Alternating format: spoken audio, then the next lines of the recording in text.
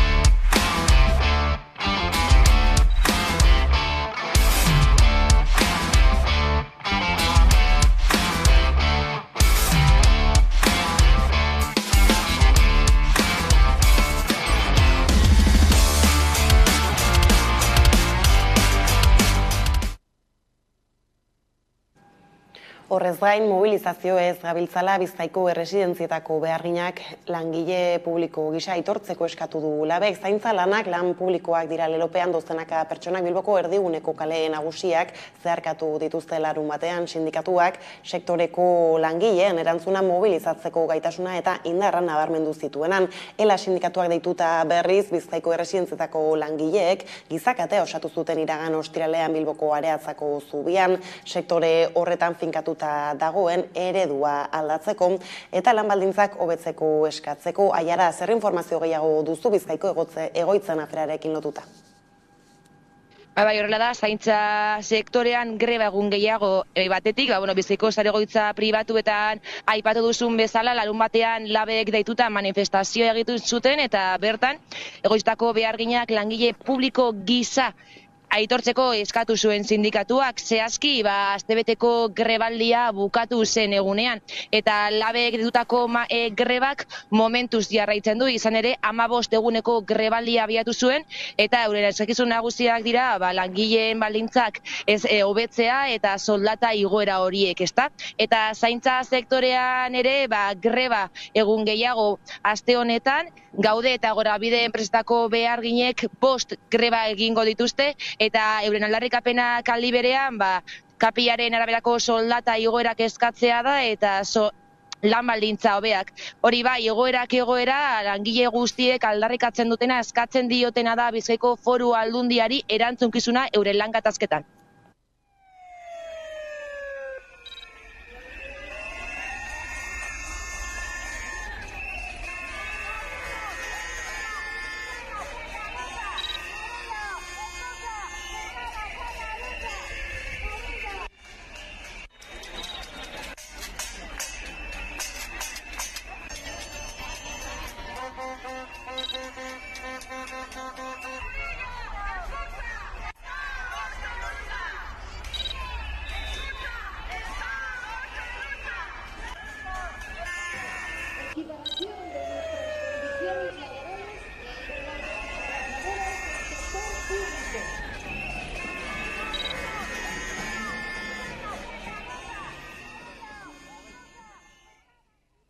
Bestaldetik, bi greba egun burutu dituzte Osakidetzako beharginek ostiralarekin sindikatuek manifestazioak egin zituzten Bilbon, Donostian eta Gasteizen, salatzeko osasun sailarekin dituzten negoziazioak geldituta daudela.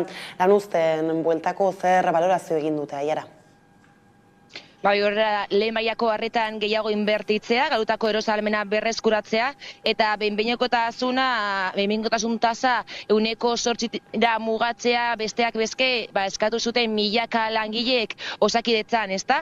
Eta sindikatuen esanetan, grebak arrakastatsuak izan dira oso, lehenengo greba egunak 50% parte hartzea izan zuen, eta bestetik bigarren greba egunak 75%koa, baina osasun sailak dio, parte hartze hori 100% mugatu du. Estimazioa ikusita, 75%ko jarraipena dauka grebak gaurkoan, azpimarratzea bai, berriro ere Osakidetzak manipulatu egiten duela jarraipen datuak, eta kalkuloa egiteko kontutan hartu beharrean, benetan greba eskubidea daukaten langileen kopurua, zerbitzu minimoak ez direzelako, plantilla osoko kopuru hartzen dula. Eskubideak urratzen direnean, beste arlo batzuetara joaten dira lan egitera, eta horregatik momentu honetan ez daukagu profesional nahikorik gizartearen osasun beharrak betetzeko. Eta horregatik esaten diogu Osakidetzari eta osasun sailburuari berriro negoziatu behar dute, eta hori egin ezean mobilizatzen jarraituko gara. Hauteskunde kanpaina betean gertatzen dabiltza aipatu ditugun protesta guztiak Aiara, izan ere alderdiei kontu ezberdinak eskatzeko garaia dugu hau. Eta horrekin lotuta EAJak goiz honetan Bilbon egin duen agerraldian izan zara, ezta? Bai, horrela, Bilboko garapen ekonomikoa bultzatzen jarraitzea izango da EAJaren urrengo agintaldiari begira helburu nagustako bat adierazi duenez Juan Mari Aburto Bilboko alkateak eta alkategaiak. Horretarako enpresa eta sektore estrategikoak erakartzen jarraituko duela adierazi du EAJak, eta hainbat proiektu dituela abian adierazi dute, eta tartean hemen Zorrozaurren duten proiektua izan dute hizpide. Agintaldi berri honetan baliabide gehiago aktibatuko ditugu enpresa eta sektore estrategikoak erakartzeko, talentua erakarri eta txikitzeko, eta bertako merkataritza lehiakorra indartzeko, ekintzailetzan jarduteko lekurik onena izan nahi dugu, ekintzailetzaren hiriburua, kalitatezko enplegu egonkorra sortzeko. Lursail berri garapena sustatuko dugu Zorrotzaurreko hiri parke teknologikoan, adimen artifizialaren eta berrikuntzaren poloa bultzatuko dugu Zorrotzaurreko uhartearen ipar muturrean, eta ikus entzunezko poloa Zorrotzako muturrean, Bilbon filmaketan sektoreari bultzada emateko. Nazioarteko ekintzailetza zentroaren bigarren fasea aktibatuko dugu atzerriko beste merkatu batzuetara iristeko. Eta maila lokalago batean neurria egindako erabateko laguntza zerbitzu eskainiko dugu gutxienez 600 enpresa berri sortzeko eta 900 enplegu inguru sortzeko. Ondo da, Aiara, honekin hemen utzi behar dugu konexioa, eskerrik asko eta hurrengora arte. Eskerrik asko zuei, bai. Bada, hauteskunde kanpainaz dabiltzala, hauteskunde egunera begira azken txanpan sartuak dira alderdi guztiak, zentzu horretan ekitaldiz josita izan da asteburu hau ere. Euskal Autonomia Erkidegoko eta Nafarroako hautagaiak joetake dabiltza hain zuzen ere hauteskunde kanpainaren erdian, dakitelako asko dagoela jokoan eta boza bakoitzagatik borroka egin behar dutela adi. Zentzu arrunteko apustua da. Eskubiak alderatzeko instituzioetatik, soilik aukera bakarra dago herri honetan ezkerretik eta burujabetzatik, eta aukera hori Euskal Herria Bildu da. Utzi esaiozue zuen mezu toksikoak Euskadin zabaltzeari. Zuena konpondu nahikoa duzue baita alderdiaren barruan, eta utzi lasai Euskal gizartea. Argi ulertu dezagun. Une honetan indarrean dakagun zerga eredua 2015ean EAJak, alderdi jeltzaleak, alderdi popularrarekin adostutakoa da. Astebete gelditzen da sozialistok garaipena lortzeko eta herri honen etorkizuna gure eskuetan egoteko. Votar Partido Socialista es votar Sánchez, es votar Otegi, es votar Bildu. Besteak beste Donostiako makila eskuratzeko lehian diren hautagaiekin izan da hamaika telebista gai ezberdinen bueltan solasean, tartean bizi dugun krisialdi ekonomikoaz galdetu diegun Erne Erantzunei.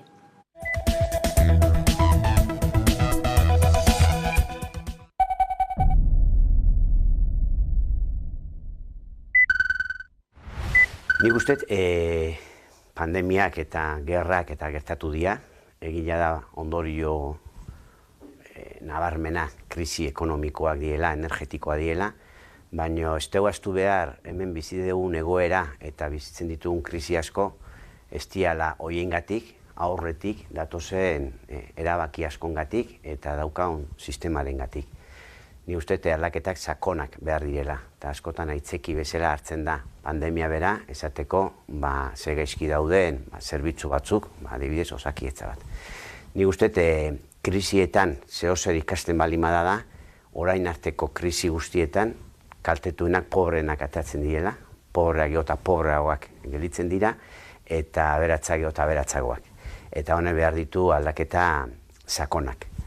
Nik uste H. Bilduk jarri duen mahai gainean enpresa eredua dala joratu beharreko bide bat, nolabait deslokalizazioak eta saihesteko politikak egin, langilea beak protagonismo gehiago hartu enpresen kudeaketan, eta garbioki garai zail hauetan beharrezkoa dela norabidea markatzea publikatozonetik. Ezin dela utzi enpresen esku ze nolako erabakiak hartuko dian urrungo urtetan.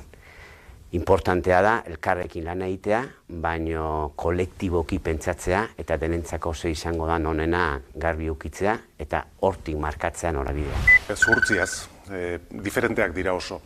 Pandemiaren krisiak jarri gintuen, inoiz ezagutu ez genuen egoera batetan, eta gizarte bezala frogan, nolabait esateko. Ez dakit oso ondo gainditu duguna da ez, gauza batzutan agian bai, beste batzuetan agian ez hain ondo.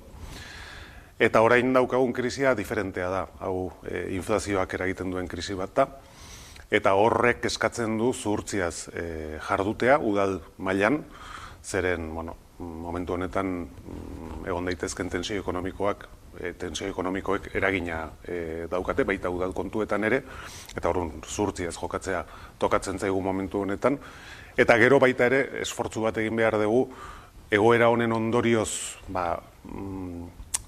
haudenak direnak, txirotasunean erori ez daitezen. Nik uste dut hori bereziki zaindu beharreko gauza da, odako testu inguru batean.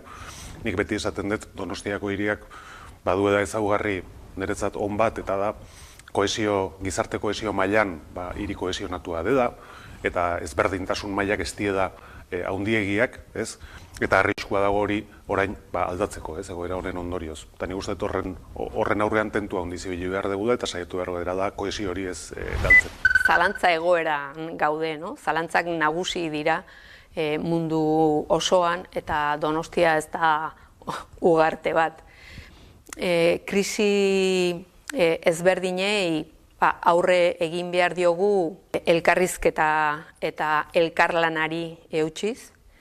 Adibidez, energia krisia dela eta udalak esfortzu handia egin du legealdi honetan energia garbia eguzki plakaren bidez udal ekipamendu guztietan jartzeko. Oso gutxi gelditzen dira dena osatzeko, eta horrek suposatzen du aurrezten ari gehala ez bakarrik energia fakturan, baizik eta CO2 isurketen kopuruan, baina aurrera pausoak eman behar ditugu alde horretatik, eta komunitate energetikoak indartu egin behar dira. Legeak orain albidetzen du 2 kilometroko diametroan egin daitezkela, orduan gu hasi gea hori egiten, bai altzan, garberak eskaini digu bere zorua hori egiteko, eta gu udaletxetik ere ari gea aztertzen nun egin. Gure ekipamenduak baliatuz, ze auzoetan egin daitezken. Adibide on bat daukagu nola estatuko gobernua nola kreatu zuten eskudo sozial bat pandemiaren momentuan, ez? Jendea zentroan jartzen badugu, legea erabili dezakegu, jendea defendatzeko, ez? Eta egin genuen alokairu prezioak mugatu genituen, energia suministroa ziurtu genituen baita ere, adako gauzak ziur izateko jendeak defendatuta daude edozein egoeran. Krisiak, bai ekonomikoak, bai garapenekoak, ziklikoak dira, ez? Hazkuntzaldi batera, atzeraldi bat segitzen dio, ezta? Baina krisi horietan aukerak sortzen dira. Eta hemen Donostian ez dira aukera berririk sortu, ez dira gauzak berriak egin, baizik eta adibidez aurrekontuak igotzen jarraitu dira. Adibidez, Bilbon, Gasteizen, 2020-tik aurrekontuak izoztu egin dira, eta hemen ez igo egin dira. Zergatik, kudeaketa efizienteagoa izan behar duenean, errezena zer da, zergak igo, eta donostiar guztiok konpondu gure diruarekin.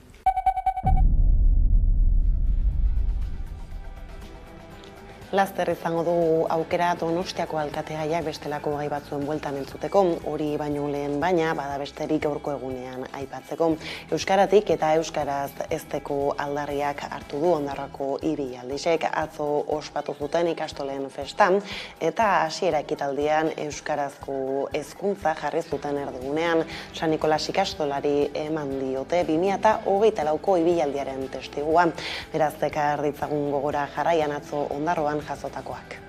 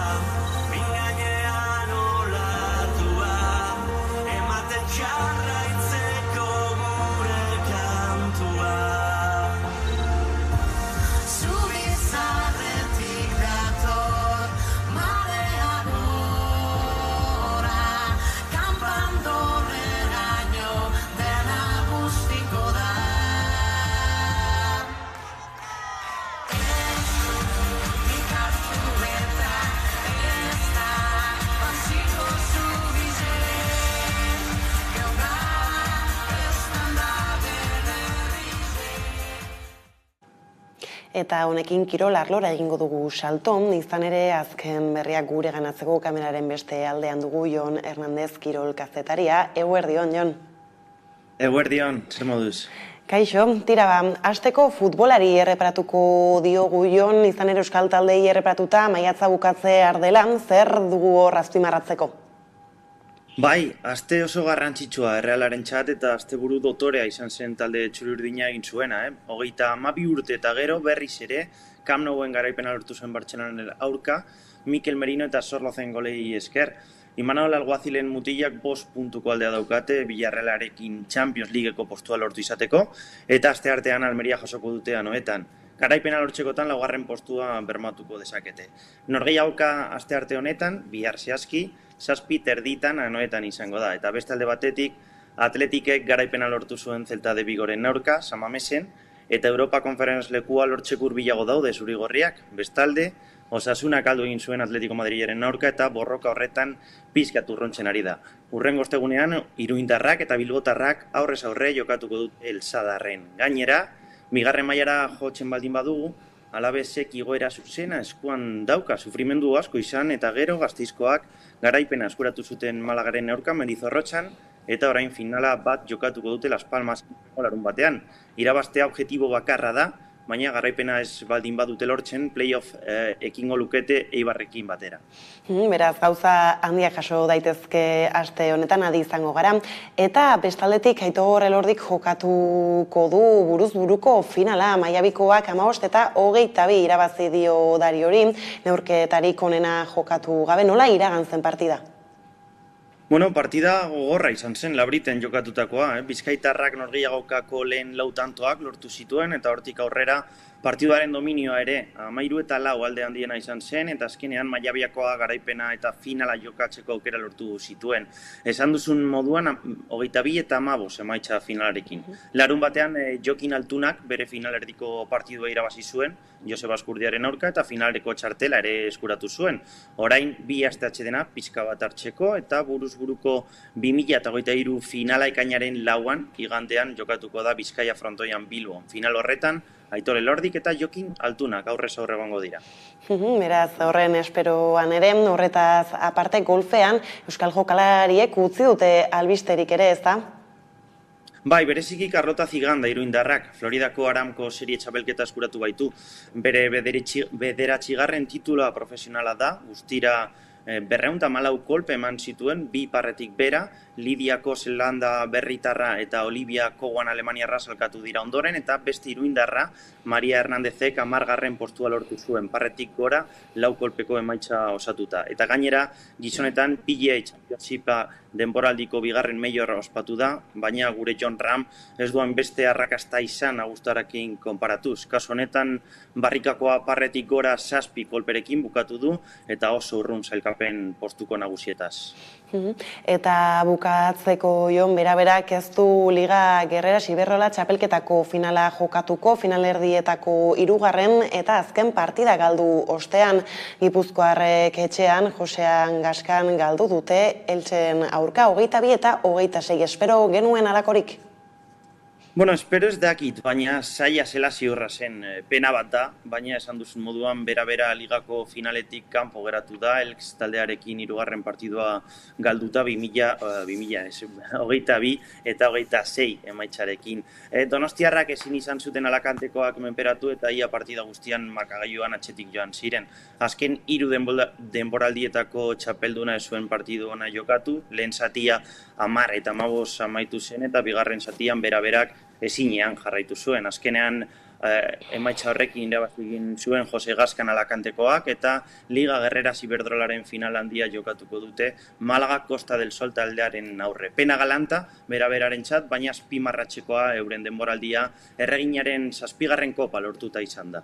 Hala da, bai, eta beraz honekin ondo da, Jon, hemen utzi behar dugu konexioa datozenetara adi izango gara, eskerrik asko eta hurrengora arte. Placer bat, eskerrik asko agur. Eta honekin iritsi gara gure Hangaur magaztinaren lehen atalaren bukaerara, eguneko elkarrizketa nagusiari bide emateko gaurkoan hauteskundei helduta, Arrasateko EAJaren hautagaia izango dugu gonbidatu nagusi gisa. Beraz, ez daitezte urruti joan, laster baikara bueltan. Gaur, baso ekologiko eta jasangarrietaz hitz egingo dugu. Baso bizietaz, alegia. Nafarroaren azaleraren parte importante bat ordezkatzen dute, gure bioaniztasunaren gordale dira. Ura edo oksigenoa bezalako elementuak eskaintzen dizkigute, eta gizakiarentzako natur baliabide bikainak eskaintzen dituzte. Hortaz hitz egiteko erreportaje interesgarri bat eskainiko dizuegu, eta beti bezala solasaldi eder bat.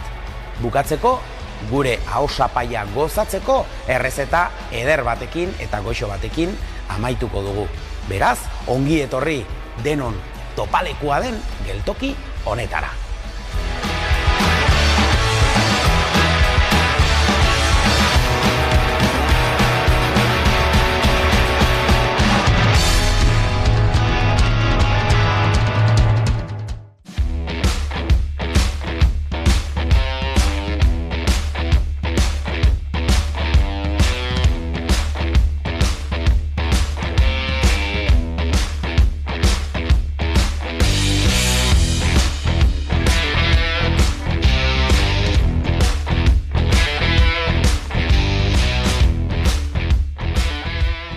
Maiatzaren 28an hauteskunde gaua 11.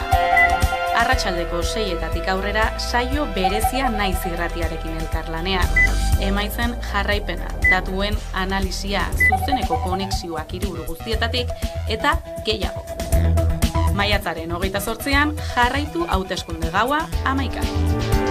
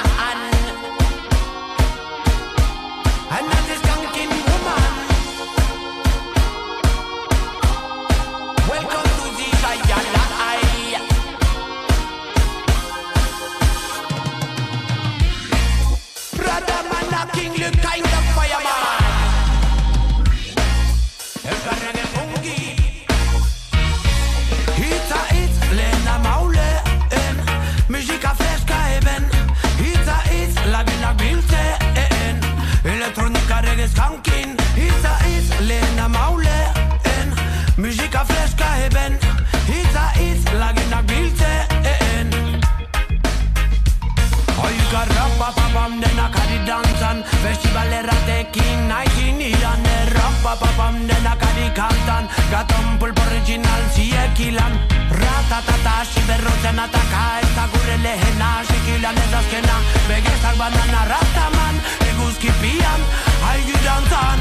Hitza hitz lehena mauleen, musika freska heben, hitza hitz lagunak biltzen. Elektronika regez kankin, hitza hitz lehena mauleen, musika freska heben, hitza hitz lagunak biltzen.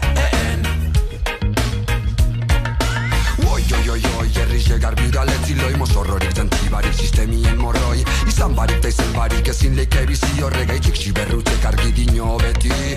Rompopopon nouletik bermiora, siberruz ragamufin original estaila. Rompopopon nouletik bermiora, laguntasune lan duten right now. Bana-banan duten du maitasune leko danatan, lan duten du nortasune bana-banaka goizetan. Erritmuri emoten zuek, garabetiko zorginen ondoren guek, zer oran txaten eskuek. Lagun hartin beti gugana etorri, ta beti bardin. Tirurik bari baie beti pozik, gugari falta unity.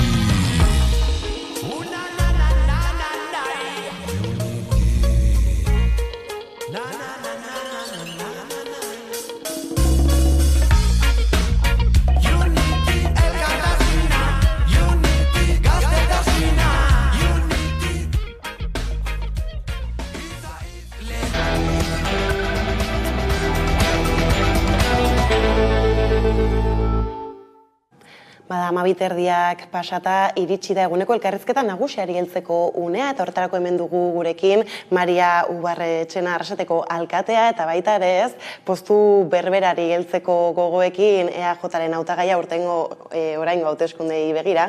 Ondo etorri? Hori da, egunon guztioi. Gurera, eta tira ez, hasteko justu ja azken txampan sartua gara ez, hauteskunde kanpainari dagoki honez, nola aurkitzen zara ez, igandera begira, eta nola bizitzen zabiltza kanpaina hau? Begia esango gu handixarekin, ilusioarekin bebai, ez, bataldien eta kalian egoten, jendiakin, begia da bastetxo bat falta dela, baina egia esan, oso gogotxu ez, igandea iristeko zain. Bai ez, baina foku importantenetariko bat egia da Arrasaten badugula, ez, horrek erakusle izan zaraik orain 2 aste direla, ez, aste buruan bertan jasotako ekitaldi nagusiak, zergaitik jarraitu behar du EAJak Arrasaten gobernatzen? Guk uste dugu Arrasatet jasan izan duela, ez, edo bizi izan duela, hobeto esan da, azken 8 urteetan eraldaketa bat, eraldaketa nagusi bat, eta kalera irtan da ikusten dira, emaitzak, zelan aldatu den herrixak aurrera indago asko, gauza berri askokin, ikusten da ere, lasaitasuma dauela kalien, eta pentsatzen dut, eraldaketa horrekin jarraitzu beharra dauela, eta horregatik aurkezten gara berriro. Bai ez, baina azken 2 legegintzalditan izan zara udaletxean, alkate gisara, zer nolako irakaspenak utzi dituzte ez, 8 urte hauek zuri begira? Bai, babitxu, alkate izatea izan da oso polita, eta izaten dutzut gainera humiltasuna handixarekin, zenbaten dutzu aukeria jende askokin egoteko, jende desberdin askokin egoteko, eta jabetzen zara, zelako importantia dan, empatia, zelako importantia dan bebai lasaitasuna, jendeari entzutia, eta batez ere jendearekin egon eta entzuteko tartia hartzea, lasaitasun baitzen baitxan, azkenian bizilagun bakoitzarentzat berea da igual arazorik nagusiena, eta badauko bebai garrantzia hori orduan, niretzako izan da esperientzia bat oso aberasgarria, oso politxa, eta batez be, jendearen hurbil egoteko aukera eman duztan, aukera oso polit bat. Bai ez, baina hasieran aipatu duzu apur batez zertan aldatu den Arrasate azken urte hauetan, baina orain aipatu dituzun horiekin segika ez, zehazki zer nola aldatu da, 8 urte hauetan. Bai, hirigintzaldetik ere jasan izan du, eraldaketa handi bat, esate baterako, duela 8 urte 500 metro bidegorri besterik ez gehunkan, Arrasaten, eta momentu honetan badauzkagu 8 kilometro, eta hor oraineko bule barra badaukagu, eta ikusten da, askozaz ere jende gehiago badabilela bizikletan, ikastolara joaten, neskamutikuak, edo bizikletan, edo patinetian, jende gehiago kalian, bai oinez, bai bizikletan. Ze azkenian, gure helburuetako bat bai izan da hori, berreskuratzia herrixa jendian dako, oinezko ondako, lehentasuna emutia jendiai, eta ibilgailu pribatuari poliki-poliki garrantzia hori kentzen joatia. Horbe adibidez, Arrasatek dauzko auzo altu pilo bat, auzoak dira oso garrantzitsuak, eta bere garaian jendea bertara bizitzera joan zainean oin dela, ez dakit, 20-30 urte jendea zan gaztia, baina hor egun ja jende nagusi asko bizi da auzo horietan, eta bultzatu dugu asko igogailu publikoak ipintzia, gu alkatetzara iritzi gintzenean Arrasaten 3 igogailu publiko zeren, eta momentu honetan daz 12, eta hor bai ikusten da, errestuin jakiela bai, auzo horietako jendiai, zentrora gestia, erosketak egiteko, edo, oinezian gehiago ibiltzeko, eta gero bai, oso asko, esate baterako aurrei begira be, parkiak, parke estalirik Arrasaten ez geunkan, bapez, eta oin dauzko gu 3 parke estaliz, eurixa behitzen dago, eta neguan be, umiekin joateko joan beharra dago, edo ur parkeak, orduan, bai ikusten dugu, hor aurrera egin dauela. Eta gero be, kulturari begira, gure herrixan sentimendu komunitarioa da oso ondixa, elkarte pilo badaz, mota guztietakoak eragile asko daz, eta horrek itzen dago Arrasate apur bat ezberdinez, hor dago gure nortasunaren zati importante bat, elkarkidetza, kolaborazio, mundu guzti hori, eta oin bedaukagu hor kulturola, eta Joan Arzamendi musika etxea, nun bildu diezen gure herriko 18 kultur talde, eraikin baten barnean, euskaltegia be kokatu gau hor, nahitxa, zergatik, euskara ikastara datorren hori be, apur bat blai egin deizala be bai euskal kulturarekin. Eta hori izan da, izango da kulturaren ikuspuntutik eta musikaren ikuspuntutik bai, epizentro oso garrantzitsu bat gure herrixan. Orduan, ikusten gau, aurrera pauso ikaragarriak inditxula Arrasatek, eta 21. mendeko bide honean doiarrela, Europak markatzen dauan, etorkizuneko herri hori, nun herria berreskuratu behar dugun herritarrentzako. Eta hori izan da batez be gure helburua, eta hori izan bia da, datorren urterako be bai gure helburua. Ez dira aldaketa gutxi gainera, Maria. Eta tirazlen xagoera aipatzen genuen nola, bai lehia estua iragarrita dagoen Arrasaten, Euskal Herria Bildu eta EAJaren artean, nolako Arrasatarekin topatuko gara zuen ustetan Euskal Herria Bilduk irabazten baitu hauteskunde hauek? Guk espero dugu herritarrek gugan konfiantza jartzea berriz be, eta EAJ jarraitzea be bai, lidergo hori eruaten, eta bestelan be, esaten datutena, zerrirekin aurkitzen gare, danon artean indogun herri batez, azkenian guretzako udal batean egotia, edo gobernuan egotea, azkenian herrigintza egitea da, eragilekin batera, prozesu parte hartzaile pilo bat jarri diez martzan azkeneko 8 urte hauetan, eta gauza asko herritarrekin batera aukeratuak izan dira, edo erabakiak izan dira. Orduan nik pentsatzen dut, aurkituko dugula oso herri atsegina, herrigintza oso erduta daukon herri bat, sentimendu komunitario oso indartsu batekin, eta aurrera egiteko, oso posizio honien aurkitzen den herri batekin. Ez gainera baude herri batzuk, eskualde mailan egituratzeko ere, ematen dutenak nola ikusten duzu Arrasate eskualdera begira?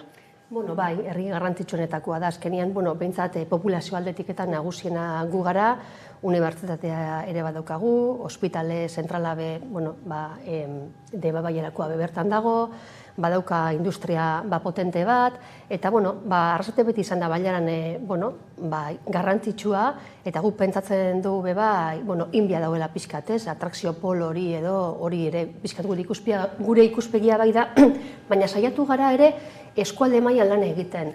Azkenian, gure eskualdeko herri guztiak kontuten hartuta, 60.000 biztanle gutxi gorabehera egiten ditugu, eta pentsatzen dugu indarguneak ere badauzkagula baiara mailan lan egiteko. Eta esate baterako, jasangarritasunari begira eta klima aldaketari begira lanean ari gara, Debagoiena 2030 marsarearekin, eta eskualde mailan lanean ari gara.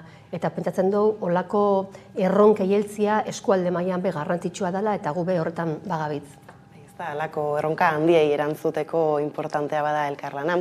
Eta zentzu horretan, egun hauek badira programa bera, herritarrekin konpartitzeko, iritziak jasotzeko eta abar, horrekin, aipatu diazu ez nola parte hartzea, eta antzeko bestelako politikak dituzuen erdigunean, suposatzen dutez, programa honetan ere horiek direla ardatz nagusiak. Bai, jende askorekin egon gara, gainera, gogoan daukat, ariketa oso polit bat jarri genuen martzan kanpaina hasieran, eta izan zen, etxetara bidali ere, bakoitzari, hainbat galdera eta iradokizunak egiteko aukera gure programa osatzeko, ezta? Eta jason geren nitsuan, lareun baina gehiago, ez? Iradokizun pilo bat, danak irakurri ditut, eta danak izan dira oso aberasgarriak, eta garrantzitsua da ere jakitzia, bakoitzarentzat zer dauka garrantzia, ze izan daiteke bizilagun batentzat edo eragile talde batentzat zerbait izatea oso garrantzizkoa, eta beste batzuentzat beste bat, orduan, danak hartu behar dira kontutan, guretzako dana dia garrantzitsu, guk danak irakurri ditugu, eta hoiekin egin dugu gure programa elektoral hori osatu. Eta dira programa horretan sakontzen, gauza pila bat badira, guztientzako ez daukau demorik, baina tira hor bestak beste, kirol instalazioetan jarri duzue, importantzia horri eman gura diozue besteak beste, zergaitik? Bai, begira, horrein dira lagurteia, kirol instalakuntzak ziren guretzako lehentasun bat, eta prozesu parte hartzaile oso garrantzitsu bat jarri dugu abian urte hauetan, prozesu parte hartzaileak luze iran dau, urte eta erdiko kontu bat izan da, ere esan beharra daukat, pandemiak josuela bete-betean eta horrek dan atzeratu duela, prozesu guztia atzeratu duela tamalez, baina orain guretzako kirol instalakuntzak izango dira oso garrantzitsuak, ze gure kiroldegiak dauzka 45 urte, da Gipuzkoako sarrena, eta bere funtzioa bete du, baina arrasatek behar ditu ja kirol instalakuntza batzuk, modernoak, jasangarriak, eta prozesu parte hartzailea izan da oso garrantzitsua, ze egon gara bai kiroltaldiekin, bai erabiltzaileekin, bai erabiltzaileak ez dirzen herrietar hoiekin, baina agian etorkizun batean be erabiltzaileak izango diezenekin, eta horrelako instalakuntza bat berritziak, edo ez bakarrik kiroldegi bat, ez da guk bi kiroldegi berritzea proposatzen dugulako, eskatuko daudelako inbertzio oso potolo bat, eta etorkizunera begirare azpiegitura horrek iraun beharko dutelako beste 40 bat urte, ordu nahi dugu gauzak ondo egin, eta ez da dira gertatu, inguruko gure herri, alboko herri batean gertatu da esate baterako Bergaran, oin dela gutxikoa da kiroldegi eta piztina txiki gelitu jakiela, kiroldegian ez dagoela espazioa, guk nahi dugu ikasketa guzti horiek izan ditugu, ez agian gurian, baina inguruko herrietan ezagutzen ditugun beste errealitate batzuetan, eta ez dugu nahi hori gertatzia. Horregatik zen oso importantia prozesu parte hartzaile zabal bat egitea, alik eta jende gehienak parte hartzia, eta oin guazen eraikitzen zerbait, danok apur bat ados gauzena. Eta beste foku importantea ere auzoetan jarri duzu ez, arinago aipatzen ibili zara ez, nola tira Arrasaten auzoak mugikortasunarekin lotuta, eta irisgarritasunarekin ere hor badirela ez, hainbat hobekuntza egiteko oraindik ere. Bai, esate baterako, komentatu dotzuten bezala, auzo batzuetan jarri ditugu gaio publiko horrek, baina Arrasaten auzo altu asko dare, eta gainera, oin dela 20 urtetik, ez da BAP inbertziorik auzoetan egin, orduan asko dago egiteko, nahiz eta asko egin den, asko dago egiteko. Eta guk planteatzen dugu gure programan hor, Gorostiza auzorako igogailu sistema bat, irisgarritasuna hobetzeko auzuen, eta bebai Altamiran. Altamira ere da auzo bat, momentu honetan barrera arkitektoniko asko daukona, hor ere, egiten ari gara obra plana, eta hori izango da gure lehentasunetako bat. Grupo San Juanen ere plaza berrurbanizatzea bizilagunekin batera, ointzen bukatu berri dugu bizilagunekin parte hartze prozesua, egiteko ere zerbait bizilagunek ere ondo ikusten dagoiena, eta San Andres auzuen gudarien plaza. Orduan ikusten duzuen bezala, auzo desberdinetarako badauzkagu proposamen zehatzak, ze uste dugu gainera herritarrek nahi dauiela jakin, eta nire auzuan, ze errez, apur bat, proposamen zehatzekin goiez, oso bakoitzarako zer. Gustatzen zaigu gertuen dugun horretan, erreparatzea horri. Eta horretaz aparte mugikortasunarekin lotuta ere, Arrasaten autobusen bueltan ikamika nahikoa izan da azken urteetan, hor bada batetik agian ez autobusak eurak, eta bestaldetik autobus geltokia, ez da? Zer duzu esateko horren inguruan? Geltokiaren einean, zuk lera ipatu duzun bezala, Arrasate bada, bade baierako herri nagusia edo biztanle gehien dauzkana eta gainera ospitala dauka. Orduan, momentu honetan daukagu gainera, geltoki zentral hori ospitalaren onduen, baina behar dugu geltoki zentral moderno eta jasangarri bat. Baina pixkat, zerbitzu guztiak emango dauanak, izango dana estalita, komunak badaude momentu honetan, baina behin-behinekuak dira, ez? Behar dugu ja behin betiko geltoki zentrala, estalita, komunekin, edo zein hiritan aurkitu dezakegun, zerbitzu guztiak dauzkan autobus geltoki moderno eta jasangarri bat. Eta autobusei dagokienean, guk ikusten duguna da, flota berritu behar dugula. Autobusak diez oso zarrak, orain arte uki dugu enpresa bat, ez dauela emun behar bezalako zerbitzua ezabila eskaintzen, guk hori kontziente gara, zerbitzua ez dela izan nahikoa, eta hor jarrituko ditugu gure indarrak flota berritze horretan eta autobus geltoki estali bat egiten. Beraz, enpresa hori ez aldatzen edo ez, da batetik asmoa, eta gero bestetik baduzue ez dakit kokaleku berdinan jarri gura den geltokia bera, edo baduzu mestelako proposamenik? Bai, kokalekua ez dugu ikusten gaizki, baina egia da antolakuntza plan orokorrak momentu honetan ez duela zehazten autobus geltoki bat inun, eta horregatik izan da, orain arte ezin da estali izan, legez, etzalako posible, apoak etzuelako horretarako biderik ematen. Urrengo legealdian baitokatuko da apo hori berritzia, apo berritzearen baitan jaso egin beharko du apok nun nahi dugun izatea kokaleku berrisa, eta apo egiterakoan hirigintza aholku kontseilua deitzen da. Eta hori da, horrelako aholku kontseilu bat, herriko eragile guztiek parte hartzen duten horretan. Orduan, hor ikusiko da, guk beti esaten dugu, guk ez dugu gaizki ikusten gaurko kokalekua, baina ez gaude itxita ideia hobeago bati. Izan daiteke prozesu parte hartzaile horretik edo kontseilu horretik ateratzea askoz ere ideia onagoa, eta guk ideiak herriarentzako onak baldin badira, guk aurrera egiten dugu horrekin. Eta, mugikortasunarekin ez dakit ez autoekin eta abar segituz, tao sistemak ere zarrabotsa nahikoa sortu izan du, oposizioak leporatu egin izan dizu ez, kudeak eta txarra, baina tirazuk bete aipatu izan duzu, badela, froga bat azken finean ez, aldaketak egin daitezkela, zentzu horretan aurrera begira espero duzue aldaketarik egitea edo baduzkazu zerbait buruan? Seguru. Guretzako tao beti esan dugun bezala erraminta bizi bada daukana helburu trafikoa ordenatzea eta trafikoa ere apur bat jeistia eta jendeak aparkalekua erraz bilatzia.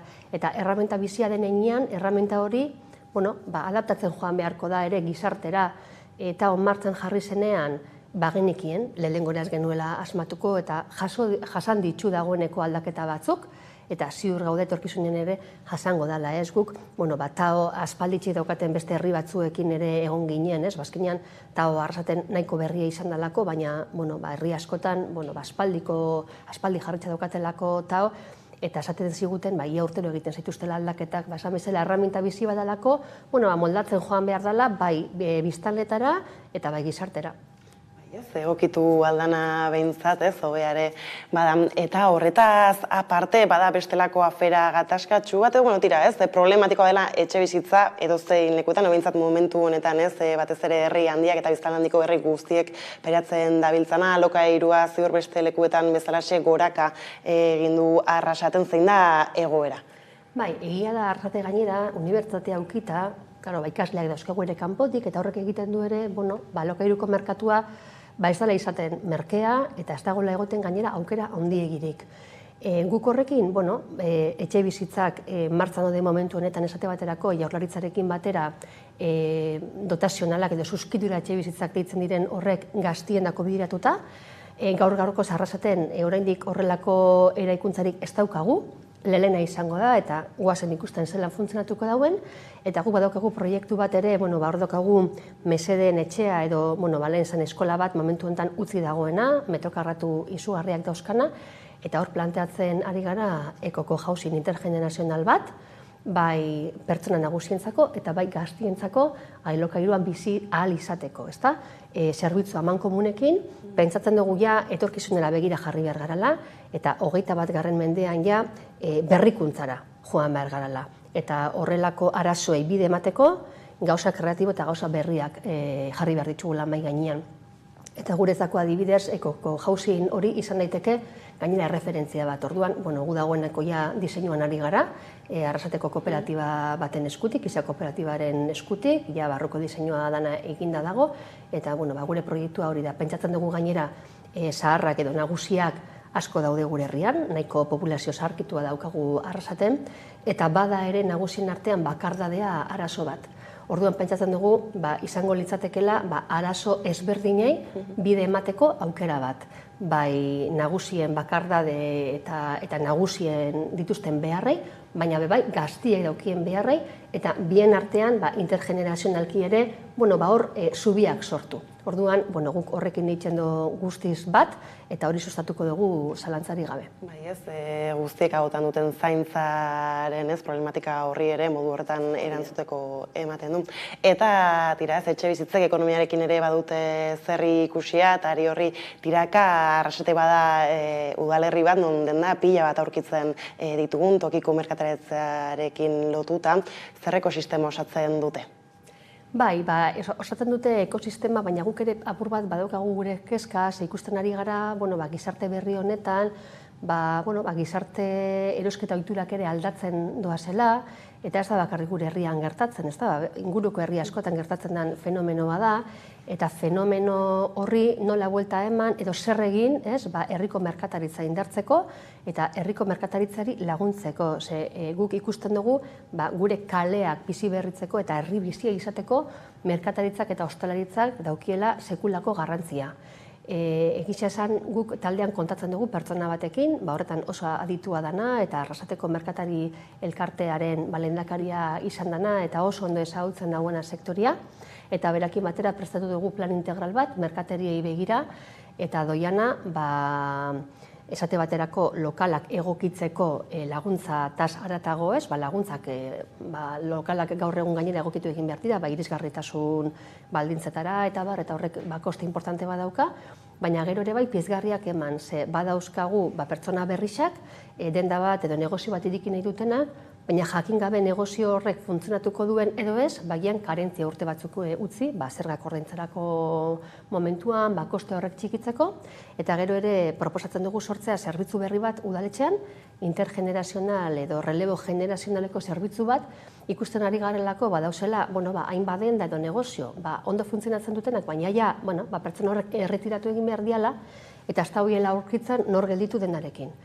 Izango genuke udaletxean horrelako zerbitzu bat, nun guk poltza bat izango genuke negozio berri bat iriki nahi duten edo interesa daukien pertsona horien poltza bat, eta horrela ustartu egin genezake eta gure laguntza eta aholkularitza eman, bai denda edo negozioa lagan nahi duenak eta hartu nahi duenari. Orduan, apurtxo bat hortik doaz gure proposamenak, eta espero dugu apur bat horrekin ere sektoreari laguntza bat emutia. Bai, ez, interesgarria bada gainera, izan ere zalako problematika erraldoiei nola iritsi alzaien udaletatik eta gertukotik lagundu ere. Eta, bestaldetik aipatu zu hasieran nolako lotura handia duen Arrasatek musikarekin, kulturarekin bere horretan, eta horrekin lotuta bai Monterron jauregiaren baitan bestelako eztabaidak izan dituzuela, kasu honetan zein da EAJaren proposamena?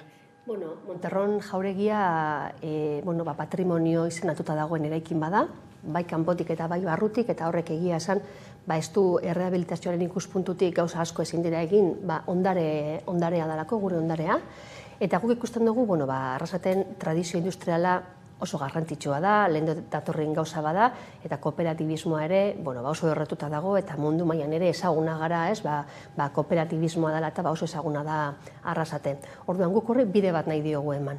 Eta planteatzen dugu Monterronen egitea zentro bat, identitate zentro bat, bai gure industria ondarearena, baita kooperatibismoaren ez. Ezkenian dia balio batzuk, Arrasateko gizartean oso datuta dauzenak, oso gureak diezenak, gure nortasunaren zati garrantzitsua diezenak, eta badauzkagu udalbiltegietan oso garrantzitsuak izan dian enpresa horien ondare asko biltegietan norabaitor akumulatuta, eta pentsatzen dugu hori erreskatatu behar dugula, hori balioan ipini behar dugula, eta planteatzen dugu identitate zentro horren baitzan be, nolabaiteko museo bat edo erakusketa bat, turismo bulego batekin, eta kooperatiben goren kontseiluarekin egon gara hitz egiten, bertako aktibitate batzuk Arrasatera ekartzeko, ez? Ikusten dugu ere gure herria jasotzen dituala urtero 2000 bizitatetik gora atzerritarrak, batez ere datozenak gure enpresetara eta mundu kooperatiboa ezagutzera, baina pertsona horrek etortzen dira eta joan egiten dira, eta ez dira herrian gelditzen. Orduan, hemen izango genuke zentro bat, nun pertsona horrek ere etorri ahalko zien, eta ez hori bakarrik ez, Euskadiko eta ikastetxetako neskamutikuei erakustia bebai, zer dan kooperatibismoa, zer nolako balioak dauzkan, solidaritateana, elkarliana, pertsona bakoitza boto bat, guretzako dira oso balio garrantzitsuak, eta pentsatzen dugu zentro hori izan daitekela balio horrek eratzeko, gauza bat oso interesgarria, ez? Guretzako oso proiektu polita da, eta uste dugu gainera Arrasate mapan kokatuko leuken proiektu oso garrantzitsu bat izan aldala Monterronekoa. Beraz, badituzu hainbat eta hainbat proposamen, hasieran ezan bezala guzti ezin heldu ez, hain denbora gitxian, aipatu didazu ere ez, herritarrak oso presta agertu direla guzti honi ekarpena egiten, eta egia da horretaz aparte ez, kanpaina honetan asko hitz egin dela ez, lokaztutako kanpaina bat, eta ez dakizuk ere alaxe igerri izan duzun. Nik ez nuke esango lokaztutako kanpaina, nik uste dut, azkenean Euskadin bi aukera nagusi egongo diala, mai gainean, EH Bildu edo EAJ, eta herritarrek egin beharko dutela autu batez, bi aukera ezberdin, bi ibilbide ezberdinekin, bi proposamen ezberdinekin, bi proiektu ezberdinekin, eta herritarrek aukeratu beharko dute zein nahi duten. Eta guk pentsatzen dugu, edo espero dugu herritarrek guri aukeratzea. Gainera hor ere bada bestelako foku bat abstentzioan, ez nola tiradatuek iragartzen duten, ez abstentzioa handia edo handiegia ere izan daitekela, Arrasatetik nola erreparatzen diozue horri? Guk bai egiten dugu deialdi bat jendea joan dadin boska egitera, ez guretzako demokrazian boskatzea oso garrantzitsua da, bakoitzak ikusiko duzenan bere boska, baina boskatzea joatearen jarrera hori, pentsatzen du demokrazian hori ezin dela galdu, eta guk jendea animatzen dugu boskatzera joan dadila. Beraz, horrekin lotuta ere ez, bukatze aldera arrasatetarrei mezua? Arrasatetarrek ikusi dute, 8 urte hauetan zelako eraldaketa bizi izan dauen Arrasatek, guk eraldaketa horrekin jarraitzeko asmo irmoa daukagu, eta horretarako eskatzen dugu biztanleen konfidantza. Mezu horrekin hemen utzi behar dugu elkarrizketa, Maria, mila esker gaur gurekin izatearren. Mila esker zuei, aukera emateagatik. Eta orain jarraian eguneko solasaldiarekin bueltatuko gara.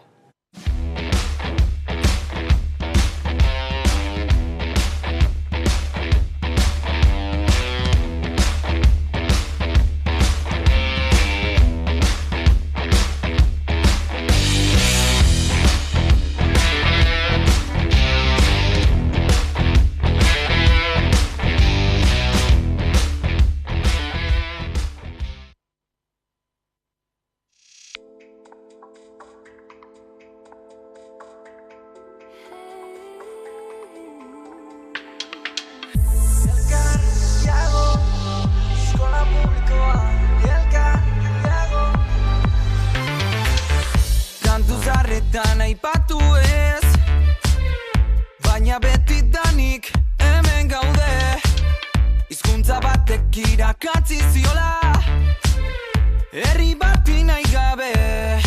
Urtez urte, zure begidara begira, egon arren beste hamaika etorriko dira, ze argi dago oso harro zaudela, denon izatearen aukera. Hasi naiz, zure desiraz, ta sortzen hasi naiz, zure irriaz, ta jantzen hasi naiz, zure ideia.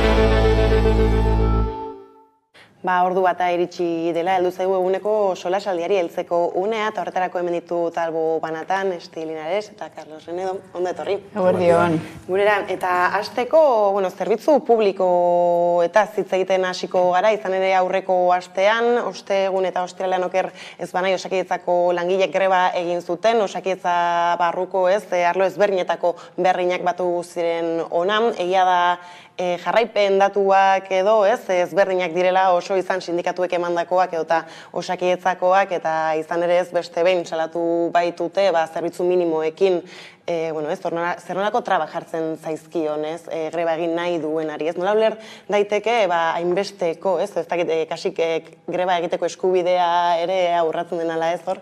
Bai, eta ni hurbileko pertsonak eta seguruenik hemengo maikide guk dauzkagu hor hurbileko pertsona non lan egiten ari den Osakidetzan eta pertsonalki ez da pairatu eta ikusi egin dute zer gertatu egin den asteburu honetan.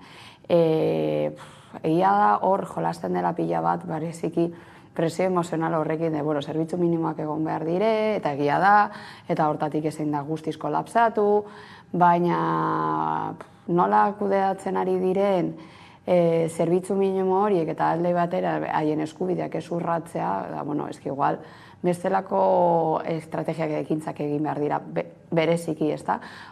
Osasun sistema ez kolasatzeko, eta ez da kolasatzen bi egun hauetik, kolasatzen da, eta dauzkaten egoera partikularra oso berezia da. Hor bai nik ipiniko nuke pespresuki ez da, eta zerbitzu espezializatuen artean, osasun mentalarekin daudezen errekurtsoak eta errekurtso falta. Daukanten egoera oso larria da, eta egia da, Eaten gara, ez da, zaiez begiratuta, segurenik eta partikularki dauzkate berezitasun konkretuak, baina egia da zozen sistemari lotuta, dagoen itzoiteko, ez da, epea oso luze. Ez da luzea da, egin jasangarria da, ez da, dagoen egoera batez ere osasun mentaleko zerbitzuetan. Eta hor bai nik ikusten dut, aldaketa bereizgarriak eta oso desberdinak egon behar dira, batez ere atentzio primario horretan. Baina atentzio primaria baita ere osasun mentala da. Eta ez gara heltzen eta ez da heltzen, ez da dauzkaten errekurtso horiekin.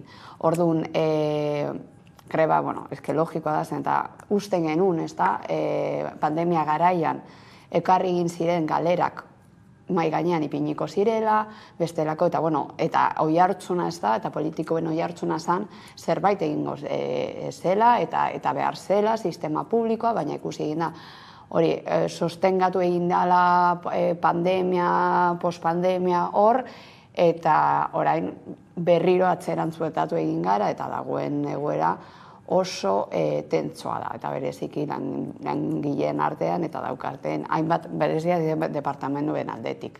Baina berez langileak badaude prest negoziatzeko eta eskatzen dutena ere bada ez, elkarrizketa horiei bide emateko, osasun sailburuak askotan esan du ez, elkarrizketa bitartez konpontzen direla halako gauzak ala ere ez, hor zerbaitek ez du, ez dira.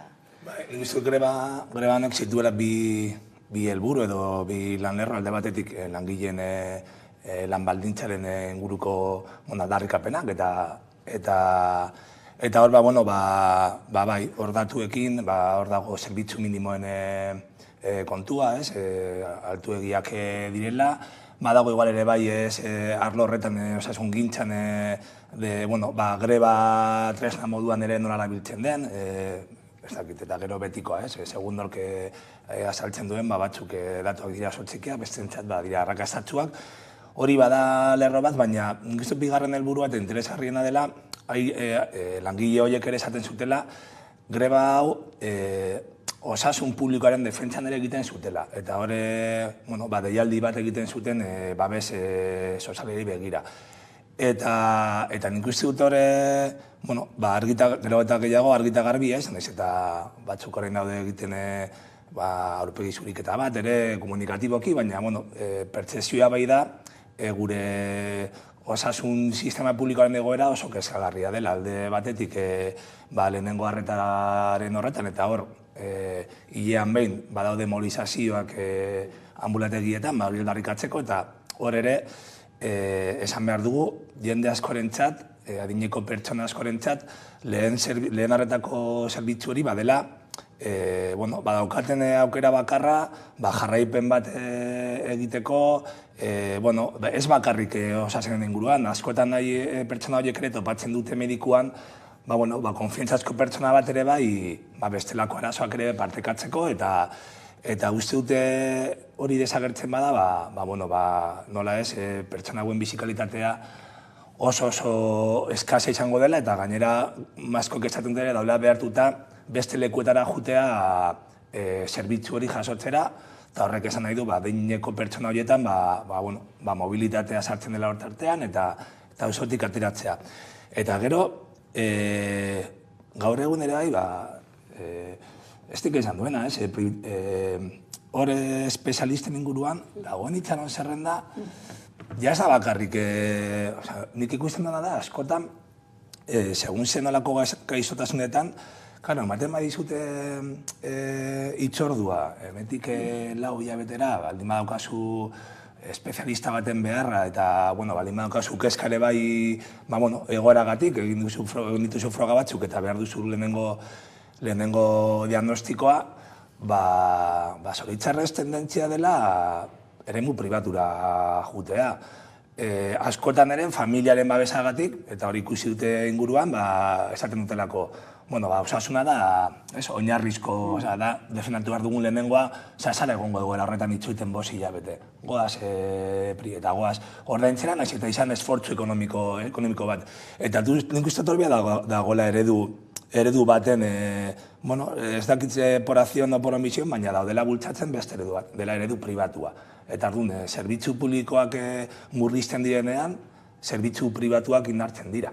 Eta uste dut hor bigarren lerro hori bai dela guztion ardura defendatzea osasun sistema publikoa.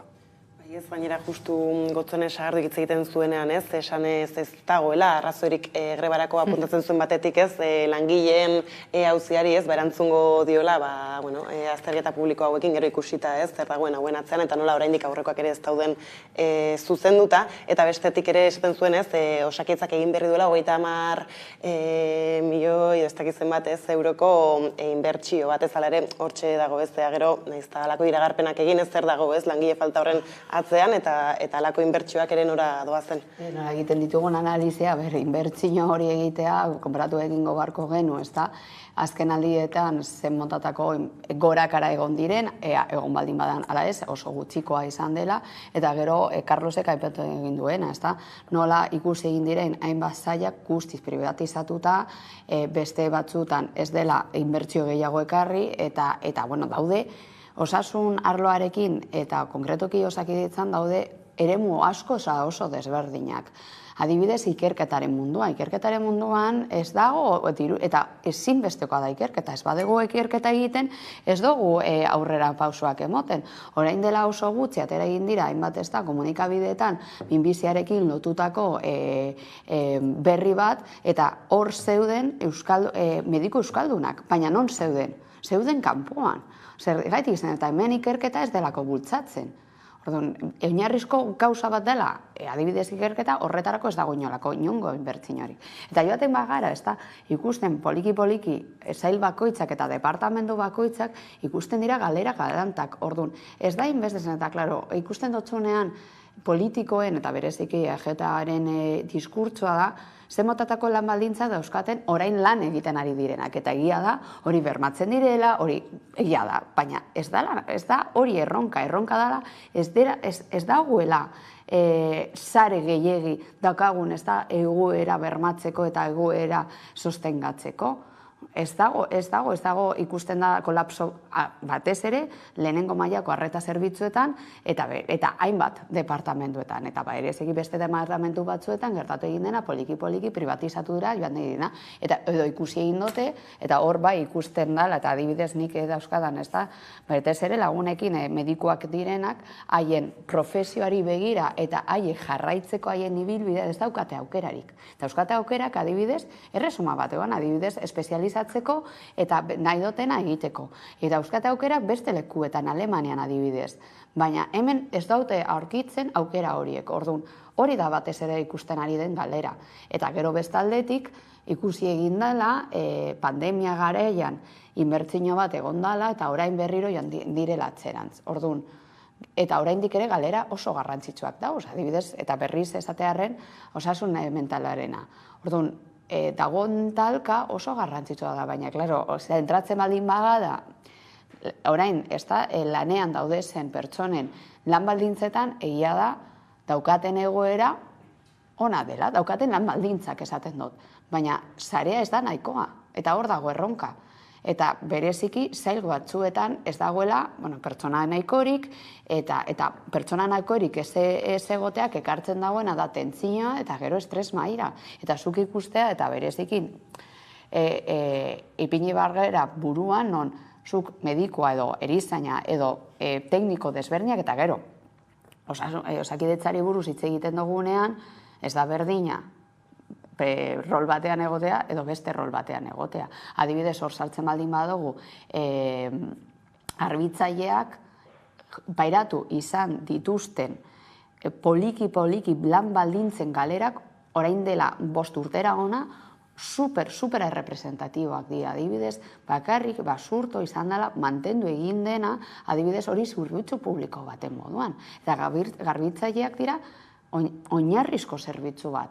Orduan, ikusi behar dugu Osakidetza eta komunitate hori, komunitate oso konplexu bat bezala, eta ikustea, eta ez geratzea bakarrik superficialtasun horregaz, ez da, betez ere, hori, eta kasu honetan, EAJ jolasten duena era, ez da, modu oso superficial batean hartzea daukagun egoera, eta egia da, bideak eta tendentzia hori ikusita, nik baitaren hurbileko pertsonei ikusi egin dudana edo tendentzia dela, badakigu ze gertatzen den osasun publiko sisteman, hoberena dela osasun pribatu batera jutea.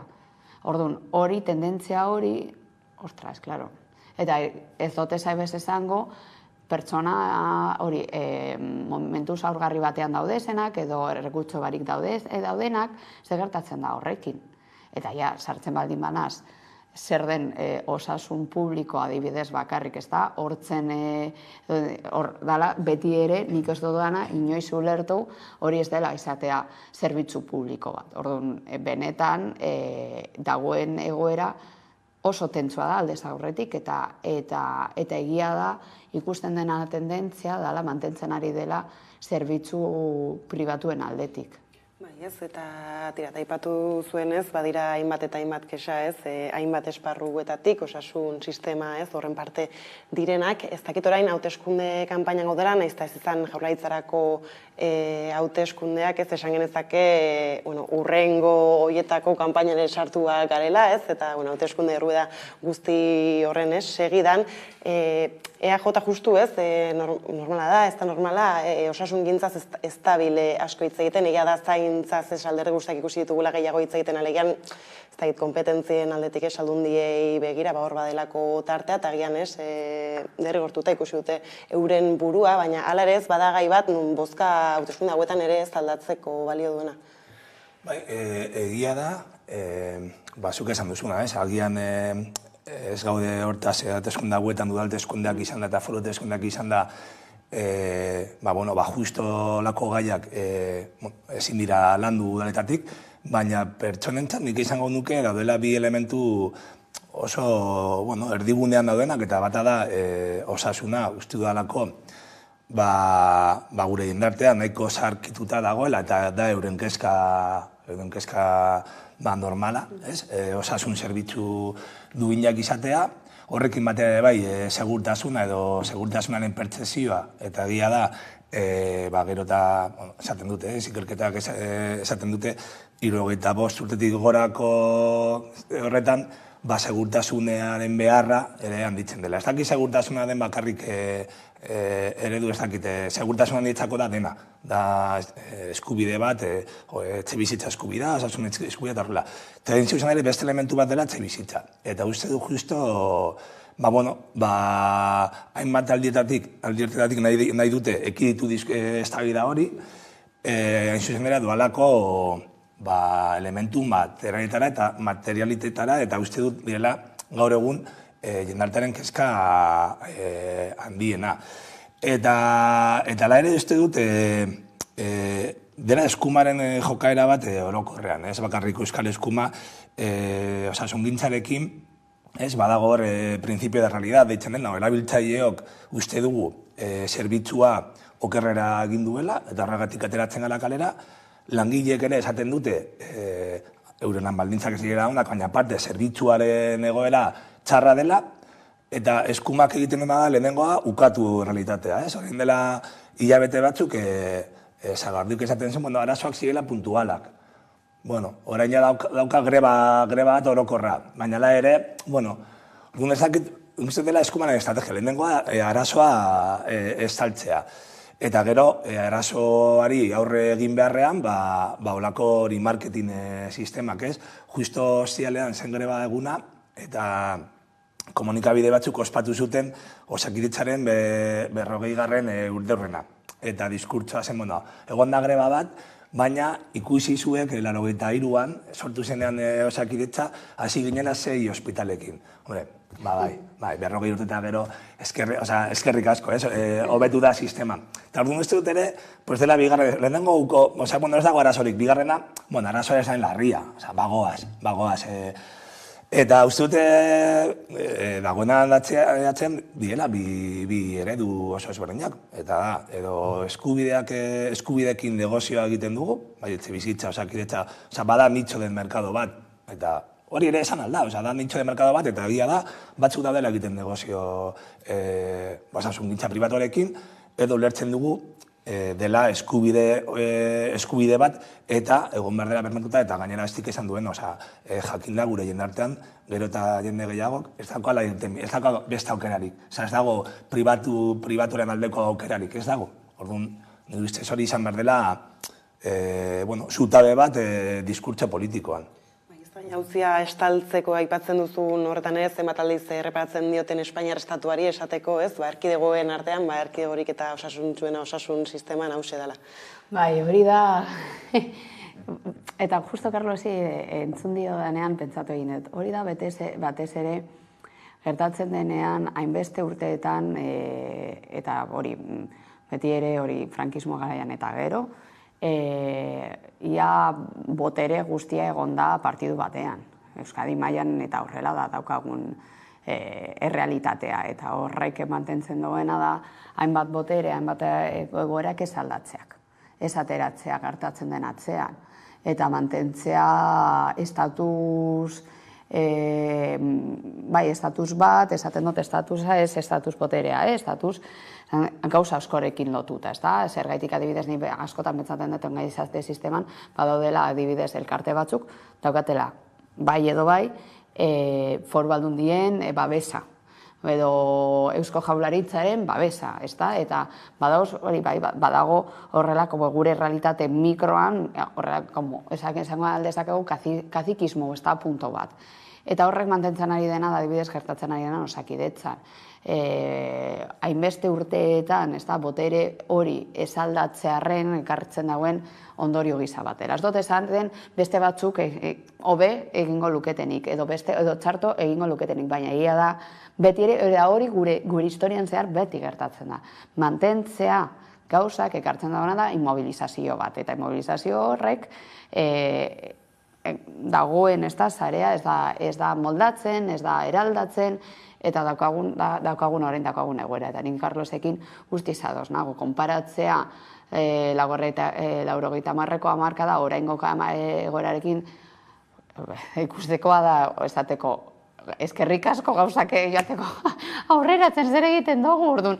Eta egia da, normalean eta konparatzea, eta betekin egiten dugu konparaketa hori estatu mailan, baina eske estatu mailan dagoen egoera osasunarekin ez da konparatzeko, ni ez naz posten bestearekin konparatzen. Eta horrekin beti esango dut, besteekin konparatzea eta esatea, zuek ni baino txarto hobedo okerrago zaudete, horrek ez di niri onurarik ekartzen. Hori, ez da, hau da, esaten baldin badu, konparatzen baldin gara, beste, ez da, errealitate herrialde batzuekin. Ez da, bai igual hartu aldezakegu, eta nik ez dut esango, adibidez, ez da, Herberetan, edo Finlandian, Noruegan, beti konparatzen gara, ez da, horrelako herrialdeekin, ez da, eta nik ez dut esaten hori dela panaceaz, eta gero dauzkate haien arazoak, ez da. Baina, egia da, dauzkatela eredu batzuk, oso onaragarriak direla, eta bai konparatu aldakarela horiekin, ez? Daukaguna beste aldekoarekin. Baina, hala eta guztiz ere, nik hor paratuko nintzateke azkenengo urtetan egon den galera. Eta hori, uste dut, hori ezin dugula beste aldera begiratu. Zer eta ikusten ari da, adibidez, hainbat, bereziki hainbat espezializazioetan, egon den galera maila garrantzitsua. Non, zuk eta zure aldameneko pertsona bati gertatzen baldin bazaio, horrekin lotutako dagoen gaixotasun bat, eiraman behar duzun prozedura, edo dekozu dirua, eta hori bai dela larria. Eta izatea hurbileko pertsona bat eta ikustea dirure ez dozunagatik, ez dindozula horretara jun, hori bai dela larria. Eta hori bai esaten ari garena da, estatuak baldintzatzen duela gaixotasun mail bat, eta ez albidetzea gizartearen ongizatea. Ez da ikusi beharko dugu tendentzia honek norbaiten botoa aldatzeko ere ematen duen, eta tarteka ez, hauteskundak aipatu ditugula, tira ez, geroz eta gutxiago falta da ez, bozka egunerako, 28ako iganderako, eta horren jakitun ere badira alderdiak, aste buru honetan ere hainbat ekitaldi jaso dira, Euskal Herrian zehar baditugu ez, irudi batzuk, esango nuke ez, igandeko ekitaldietakoak direla, ikuste ezagun eta heldu diezagun hauteskunde kanpainari. Zentzu arrunteko apustua da, eskubiak alderatzeko instituzioetatik, soilik aukera bakarra dago herri honetan ezkerretik eta burujabetzatik, eta aukera hori Euskal Herria Bildu da. Utzi esaiozue zuen mezu toksikoak Euskadin zabaltzeari. Zuena konpondu nahikoa duzue baita alderdiaren barruan eta utzi lasai Euskal gizartea. Argi ulertu dezagun. Une honetan indarrean dakagun zerga eredua 2015ean EAJak, alderdi jeltzaleak, alderdi popularrarekin adostutakoa da. Astebete gelditzen da sozialistok garaipena lortzeko eta herri honen etorkizuna gure eskuetan egoteko. Votar Partido Socialista es votar Sánchez, es votar Otegi, es votar Bildu. Tira ez, iragan astean erreparatu genion ez, hauteskunde kanpainari astebete pasada, ez dakit tendentzia antzekoak ikusten dituzuen oraindik ere, edo ez, deklarazio hauek entzun da zer duzuen esateko? Barre egin dugu, maila gainean barre egin dugu, batzuei ikusterakoan esaten, ja ez dekozu irtenbidiri da, lehenengo gauza pentsatu egin dudana, ja, ikusi egin dute, alderdi batzuk, esaten dut batez ere Euskadi mailan. Ez dutela aurkitu inondik inora haien bidea, ez da diskurtso bat garatzeko. Ez dut, ja, ez da esaten, estrategiak zer eta honetan ez da askotan komentatu egin dugu, hauteskundei begira eta egitarauei begira oso eduki gutxi ikusi egin dugula. Eta oraindik bakarrik ez da, gaudela aste batera hauteskundeak izango direnarik, ni baita ere hori eduki falta bota izan dut, eta bereziki niri pena ematen dit hemen Euskadin baita ere emotea horrelako jokoak, eta niri horatzen dut orain dela aste bat Carlosi entzun niona, ezta? Nola ipintzea foko adibidez Urkullu lehendakari moduan, zertzean bat gauzetan, eta joan da, ero eta gehiagora, eta askotan ez da entzun dio danean, askotan zure hitzetaz akordatu egin naz, ostras, zertan sartu egin gara. Eta lehendakari daukan, egia da, bera dela figurante bat, ez da alderdi batekoa, baina hala eta guztiz ere lehendakaria zara. Eta lehendakari gisa, ez dut ezin dizut eskatu, ez da izatea neutroa, logikoa da, dela parte, baina lehendakari modun daude erantzukizun oso konkretu batzuk, ez da?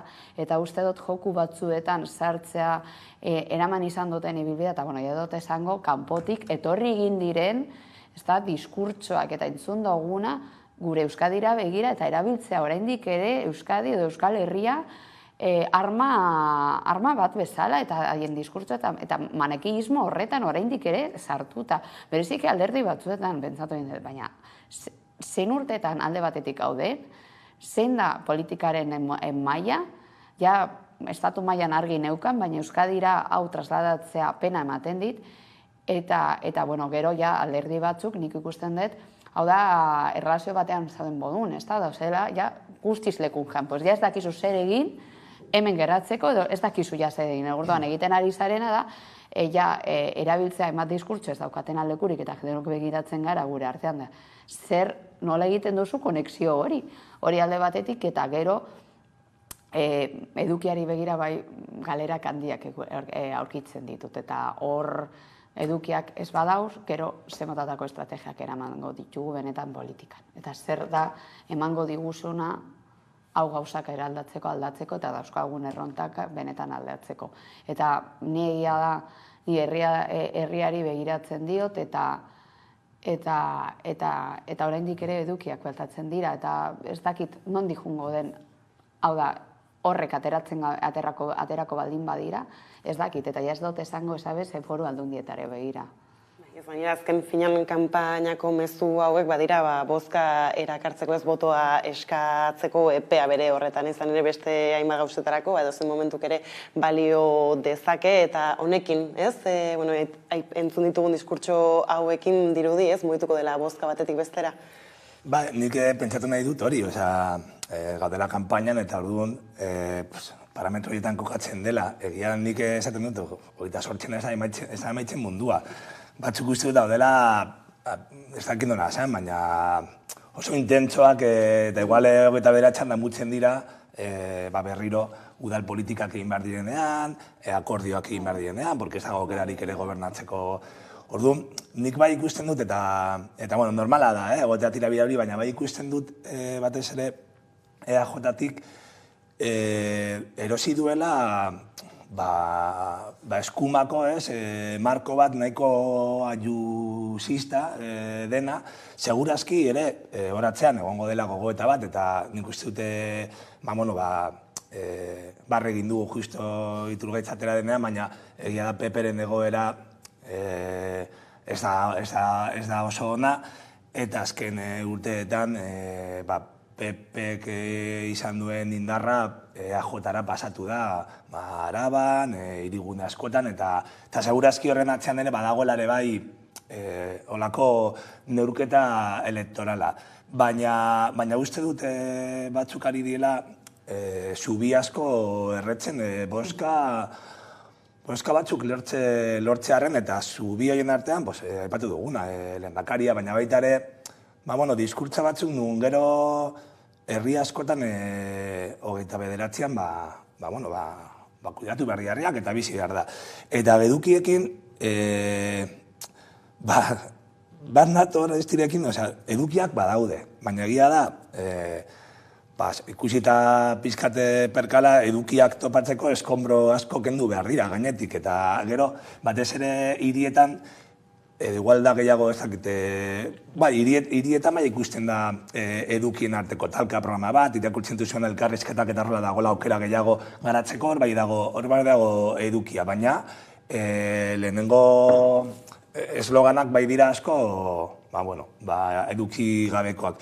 Eta uste dut adibidez, Donosti edo Gasteiz bai dela edukien, Donostin bai ikusten da asko dagoela jokoan bi eredun arteko talka, inkluso nik posten dagoena da, ekonomia heldu dela ere bai udal eztabaidara, azkenean hori Donostin ikusten da, eskumak gobernatzen badu, hemen dago arazo bat, turismoa, bizibaldintzak, etxebizitza eta bar, eta eskerrak, beste eredu bat bermatuko ditugu bestelako eskubideak. Eta hor, bai ikusi azken asteetan, batez ere prentzan eta horrela, jende askok ere egin duela horrelako gogoeta bat, eta iritzi artikuluak, eta kokatu duela bizitza eta ekonomia erdigunean, baina eskonbroak kendu behar dira hori ikusteko, bai. Bai, ez baina justu iritsi da aste buru hau azken, hauteskunden bueltako azken inkesten datu horien eskutik, ez, zeite fokus kasu honetan, hemen hiriburuetako datuek agian eman dute ez gehiago hitz egiteko, agertzen da ez nola Bilbon esaterako Euskal Herria Bildu PSren aurretik gera daitekeen, Donostian justu ez Euskal Herria Bilduren gorakada bai ikusten da, baina tira ez zeneko goia tronutik kentzea ez oso zail, eta bai agian foko importanteenak edo Iruñean eta Gasteizen agertzen direla, Iruñean azaltzen duen nola, eta esaten zenuen ez nola, 28 ez den amaitzen mundua, eta ikusi beharko dugula, 29an zer gertatzen den, eta hor justu Iruñean bai UPNek eta Euskal Herria Bilduk, ez, zinegotzi kopuru berbera izan dezakete, beraz hor, ez, adi egon beharko gara zer gertatu daiteken eta zer ez, eta bestetik, Gasteizen, ez, nola bai EAJak, ez, gailendu egiten den, baina tira, ez, EH Bildutik ez puntu bakarrera. Ez dakit datu lan gainetik biratzeko astirik izan duzuen. Horrela, eta egia esan da, ezta, unibertsitatean azkengo aste honetan, ezta, eta danak azterketekin gaudezela zaila egiten da, baina, badirudi hori dan amaitzen dela aste honetan. Orduan, dan amaitzen denez aste honetan, esan aldezak egun nahi duguna. Baina ez, pixka bat ez da, eta irakurrita oso ez da gainendotik zer gertatuko den. Baina da, pixka bat izan dugun, edo nik pertsonalki ez da, izan dodan sentsazioa, eta dala EH Bilduk bilatzen ari dagoela, eta aurkitzen ari dagoela gizarte eta Euskal Herrian oso espazio konkretu eta oso ondo irakurtzen ari gauden momentuan. Eta hori ikusi egin da, orain dela post 6 urte, nola joan ziren, ez da, haien ibilbidea eraikitzen oso ibilbide pragmatismo batzuk, ez da, eskatu zieten egoratzen dut orain dela 6-7 urte, ez da, batez ere estatu mailan ikusi egin dituen eta azkenengo urteetan, ez da, oso pragmatikoak izan direla estatu mailan, eta batzuei usten zotela horrek alderak ekarriko egingo dizkiotela EH Bilduri, eta ni momentu horretan pentsatu egin nuen, zen eta oso ondo irakurtzen ari dira, zein momentutan gauden.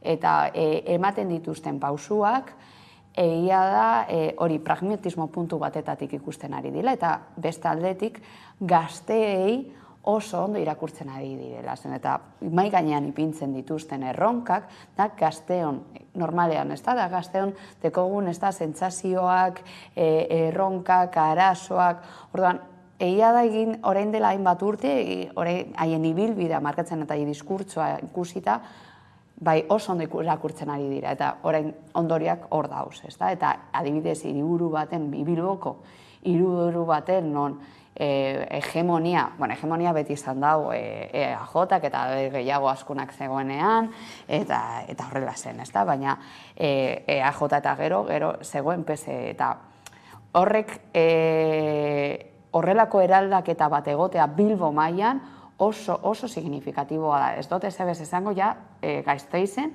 edo Iruñean. Eta horrek ekarriko duena da kontuz dauzkagun diskurtsoekin. Eta Carlosek aipatu egin duen moduan, EAJ puntu askotan hauteskunde hauetan eraman izan duen diskurtso oso bortitza izan da.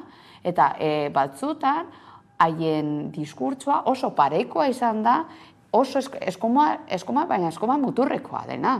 Haiei esan ez eta markatzen hainbat gauza, orain iragaineko hainbat gauza, non egiten ari direna da polarizazio puntu bat, non gero Carlosek epatzen zuena, gero herria dago eta gero daude foru aldundiak, eta gero egin behar dira ekintzak, atera egin behar direla ekintzak, eta hau nora eramaten digu. Horrelako konfrontazioa hain zuzena bat atestearekin eta talka batzarekin egia da, hauteskundeetan beti eramango dira diskurtsoak, ez da? Ez gero eta musturrekoa batera, nik uste dut horretara ez, baina egia da gero atera egin behar direla gauzak, ekintzak, estrategiak, eta horrelako talkan nire ustez ez du inolako onurarik egiten bereziki gizarte mailari begira. Orduan, oso interesgarriak izango dira, izango ditugun ondorioak. Eta bereziki ikusteraztea Euskal Herri mailan zemotatako pultsadak markatzen dituen eta hiriburuak markatuko dute ziurzen. Eta egia da gero herrietan, batez ere herri txikietan, kausistika da beste bat, gehiago nor dagoen, nortzuk diren, da beste irakurketa maila bat, baina hiriburuetan bai oso representatiboa izango da, nork arterako den eta zeintzuk izango diren, aulkien banaketa hori. Bai, ez honek hiriburuen titularra hauei nola erreparatzen dituzu? Nik uste nengo titularra dela, Bilduren gorakada hirigunean, ez dut nahiko objektiboa izango dela, agian da ez dik esan duena, egia da baina baritzen dela dagoela konexio bat proposamen inguruan eta horrela, pragmatismagatik edo, baina bai, hori bai da titular bat. Nik uste beste titular bat dela, batzuk ez daudela oso, kanpaina honetan ez dutela oso ondo topatu euren lekua. Eta hor bai ikusten da, edo daudela birajea egiten, igual ez delako ere erreza, nik bai ikusten dute EAJ, hasi zela oso bronkoa kanpaina, gainera bakarrita marko espainoletik diskurtso batzuk, eta orain, azken astenetan, bai dago biraje bat egiten, baina ere baditugu proposamenak, gehienak bai dira azpigiturak edo porlana, hau da beti errepideak eta horrela, baina bai dago, badazpada, hau ez badago ondo, goaz proposamen batzuk ere lantzera. Gero PSren egoera, nik ere ulertzen dut, horrekoan entzuten dion Donostiko alkate gehiadonari, eta aldaketa, eta kasetalek esan zion, zaude gobernuan. Aldaketa zaude gobernuan. Batzutan da, pizkat deserosoa da egitea kanpaina zentzurretan. Zaudenean muleta moduan Euskal Eskumarekin, baina lekua topatu behar duzundean, eta gero amaitzeko nik uste justu berezik kanpaina honetan, Podemos ez duela topatu, ez dakite, bere, hori da nire pertzesioa, bere papera, baina, bai esan nahi dudanat, nire horretako beti naiz baikorra eta ni bai jarraitzen ditute enkestak eta datuak eta horrela, zifrak dira oso kapritxosoak. Orduan, badago jokoa, 28an egongo dira decepzioa eta ilusioak eta egongo dira, kartak banatuko dira, eta zifrak beti dira oso kapritxosoak. Eta Bilbon adibidez, horrein dira 4 urte, 100 PP katera zuntzin egotzi bat gehiago, eta atzi bilduk ez zuen lortu 5. Orduan, azkenan gero 28an banatzen dira, boskak zenbatzen dira, eta beti daude sorpresak, eta nik batez ere 29an, uste dut hor bai egon behar dela, uste dut ausariarekin, posiblea den bestelako udal gobernuak osatzea. Bai ez, eta hortarteka esan dugu izan erronkak badau dela ez, ezartak baitula erronkak, eta behar dela ez, horiei norreldu, eta beste gaur egokitzen zaigun Donostiako hautagaien tira ez, galdetu diegu besteak beste etxe bizitzaz eta turismoaz, izan ere hau da erronka batez ere hiri, eta jende asko bizien herrietan gatazkatsua izan daitekena, baina ez, justu Donostian turismo eta etxe bizitza ikusi dugu ez, zerronako biakara izan duen azken hamarkadetan, beraz entzun ditzagun Donostiako hautagaiak eta ea zer esaten duten, zer nolako proposamenak dituzten afera honetan.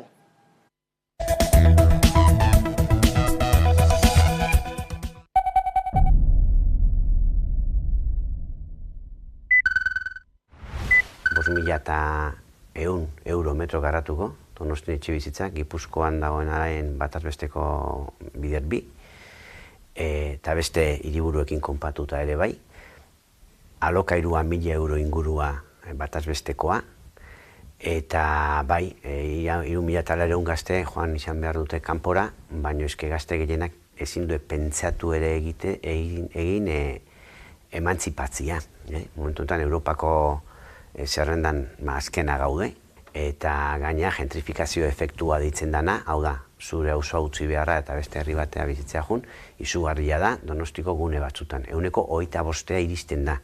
Honaino itxigea utzi dalako egiten, ez da nahi izan aplikatu genitun tresna legalak, 2015ko EAEko etxe bizitza legeak aukera ematen zituen adibide gisa, etxe bizitza utzak merkatura albideatzeko tresna jartze zituen, ez di erabili, eta hartu dira beste erabakiatzuk, asko zer ikusia dutenak turismoarekin, indutena da beste gauzen artean, oraindik gehiago garestitu etxe bizitza, bai alokairuan eta bai salmentan. Gu garbi daukagu nahi deula hemen Donostiarrak bere bizi proiektuak bertan egin ahal izatea, modu erosoan, bere bizi kalitatea hobetuz eta behar dituzten zerbitzu eta ekipamentu guztiekin. Hortarako zer egin, lehenengo gauza da, dituzun tresna guztiak erabili.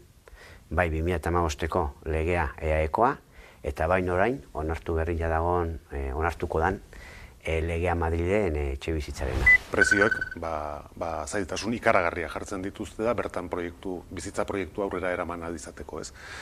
Horri aurre egiteko orduan, bat izan daiteke, etxe bizitza ez dan beste erabilera batetara etxe bizitzak pasatzen ez uztea. Eta adibidez, etxe bizitza turistikoen kasuan, orain eman dugun lizentzien suspensioarekin hori ekidin nahi da. Orain eztabaida egon da, Madrilen eztabaidatzen ari diran legearen eskutik, alokairuaren prezioak topatzearen inguruan, ez? Bueno, izan daiteke neurri bat, baina kontutan hartu behar dugu Donostiaren kasuan 78.000 etxe gehiago daude, baina 78.000 dira bizitza egiten ditugun etxeak, 8.600 dire da bakarrik alokairukoak. Besteak jabetzan dira, orduan, eragina dauka mugatua horiengan, eta neurri batean ere, ez? Bueno, izan daiteke. Baina udalaren aldetik egin beharreko apusturik argiena, eta eskuduntzen arabera horredadetako gainera, da aukera berriak eskaintzea. Eta beraz, etxe bizitza berriak merkatuan jartzea. Eta horietako parte handi bat gainera, babes ofizialekoak izatea, ez? Gure gazteak, gure seme alabak Donostian behar ditugu. Eta horretarako, ikusten dut, bi direla baliabide garrantzitsuenak. Enplegua, ondo ordaindutako enplegua, eta etxe bizitza alkilerrean prezio erosoetan, ezta? Eta horretarako biak uztartu behar dira, enplegua eta etxe bizitza. Gure lege, Euskadiko etxe bizitza legeak ere badu bere garrantzia. Donostiak beharrezkoa du etxe bizitzako politika publikoak indartzea. Ezinbestekoa da gure seme alabei etxe bizitzak eskaintzea alokairuan eta prezio onenan. Orduan behar ditugu baliabideak eta bai Euskadiko legeak zein Espainiako legeak baliabideak ematen digute, zertarako alkilerren prezioak kontrolatzeko nolabait, zona tensionatuak egiteko eta gu horren alde gaude. Badakagu ja Euskadin etxe bizitzaren lege bat ez dena erabiltzen hemen Donostian, eta orain estatuan baita ere daukagu etxe bizitzaren lege berri bat, ez. Nik proposatu dut itun bat alderdi guztiekin legea guztiz aplikatzea eta baita ere Donostian. Orain lege hau badauka tresna bat prezioak erregulatzeko eta historioko lehen aldiz izango da, eta guretzat bide zuzena da hori, eta baita ere handitu behar dugu etxe bizitza publikoaren parkea. Orain daukagu 4% publikoak direla, eta Europako media da 9%. Eta orduan hori helburu nabarmena da baita ere. Alde batetik, babes publikoko etxe bizitzak, alokairuan izan beharko litzatekela pentsatzen dugu. Eta irizpideen jarraipenak egiten, ezta? Horrela ere, zuk dirua aurreztu dezakezu gero zure bizitza ukitzeko, nahi izan ez gero, eta beste batzuk etxe bizitza horiekin gauza bera egitea. Ze salmentan baldin badaude, normalean gertatzen dena da guztion diruarekin batzuen ondarea handitzea, eta horrela gainera ez da konpontzen etxe bizitzen arazoa. Tira ez, aipatu dugu hasieran nola etxe bizitzen afera badela ez, hirietan batez ere, agian ez, gai eta gatazkatsuenetariko bat entzun ditugu ez, Donostian nola erreparatzen duten gai honi ez, hemen gaina justu Eneko Goia izan zen lehenbizikoa ez, turismoari begira ez, iragartzen urte honetan, lizentziak edo beten egingo zituztela, ez dakite nola erreparatzen diozun. Ni nago harrituta, guztiak daude ados. Nago pozik esango dut, batzuentzat borroka hau izan da estrategikoa, ja hamarkada luze egon garela ez, etxe bizitzaren eskubidea eta hiria bera albertzeko hiriaren eskubidea, guztiok hirian ondo bizitzeko eskubidearen borroka eta markoa, batzuk ja urte asko egon gara horrekin, eta posten dagoena da ikustea behintzat Zehozer geratu dela hor, guztiek erabili dituzte horren inguruko gogoeta batzuk, ez? Gazte mugimendutik eta ezkerretik egin ditugun proposena. Gero egia da, nahazten dituztela apur bat, eta adibidez, lehenengoa da, EAJak eta PSek esatea politika horiek implementatu dituztela, eta gero, orain arte ez dutenean egin, pizkat arraroa da.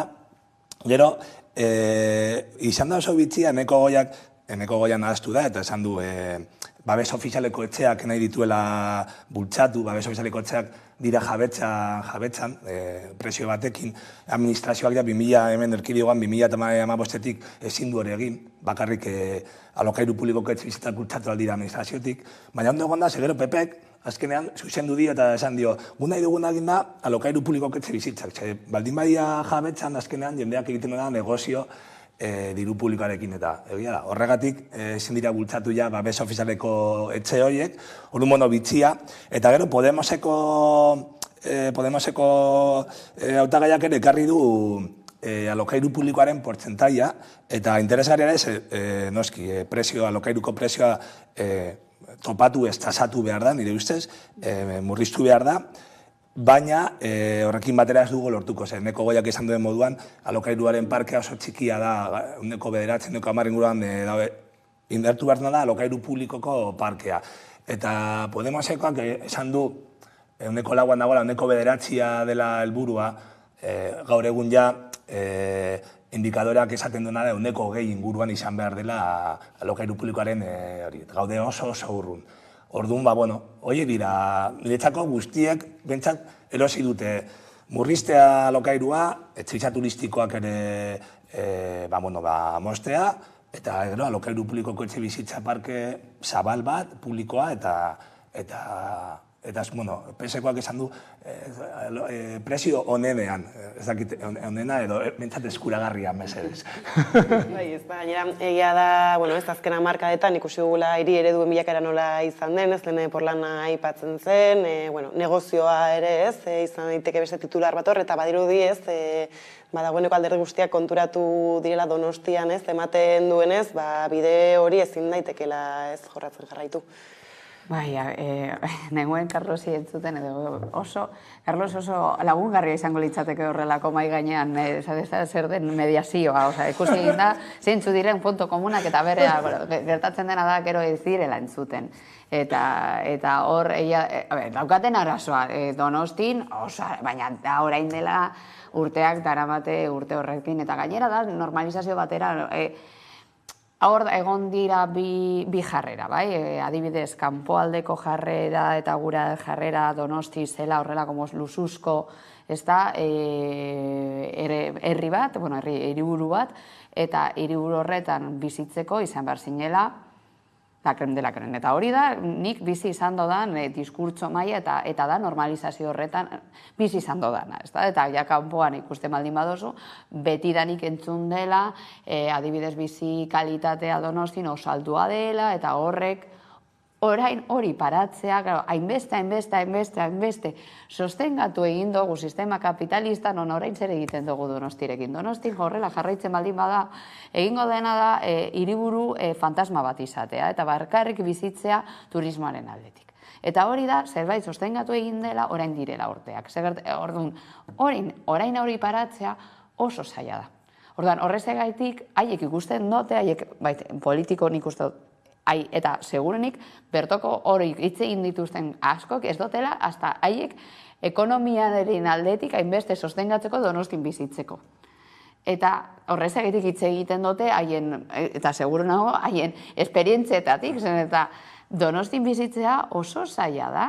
Eta daukaten egoera oso zaila da, zergatik zen, eta urteetan zehar hori mantendu egin da. Eta gainera turismoari lotuta, sostengatu egin den turismoa, oso turismo konkretua izan da, non ahalbidetu egin dena da, gainera karaizte izitzea hor dagoen guztia, eta horrek ekarri egin dagoena da, daukaten egoera, eta etxebizitzari begira, inondik inera da sostengarria, eta ere gaiago gaztei begira.